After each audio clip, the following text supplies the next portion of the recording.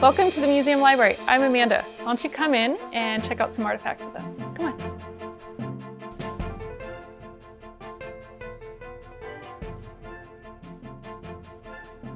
When you come into the library, you can find anything from flight logs to diaries and military records, all of that in between.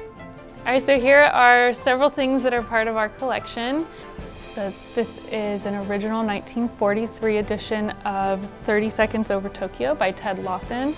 And it's a very special book because when you look inside, it is signed by 31 of the original Doolittle Raiders. In addition to all of those Raiders, we also have a signature here by Jimmy Doolittle himself.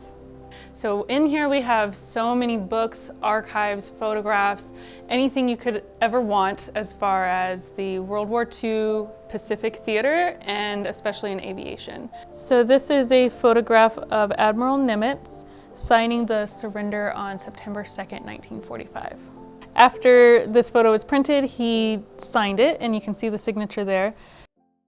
So we have a whole set of these big little books. And this one is Mickey Mouse and the Air Pilot. So when you open this one up very carefully because the binding is fragile, it tells a little story about Mickey Mouse, who was an air pilot delivering mail. Okay, so what we have here is a pictorial history of the Second World War. This is part of our Brad collection, which is one of the most extensive collections in our library. And this book was printed in 1946. It's just a really nice factual look, looking back on what they had just gone through, the perspectives and the emotions that came with finishing up the war. When you come to Pearl Harbor and you're visiting the site, a lot of people have a very personal connection to it. You're already feeling emotional. And when you come into our library, we really enhance that experience. You sit down and you read these archives and you really get that connection of where you are and where these people were and how they felt during those attacks and during that war. So one of my favorite artifacts here is a diary by an aviator who wrote every single day in his diary what was happening to him and what he was going through. It's a very emotional experience. It felt very personal. Say February 20th, 1945. Cleaned all the guns on our ship. Spent most of the day doing it. Shore is hot here in Hawaii. I just love reading personal stories and seeing their handwriting and making that one-on-one connection with the author.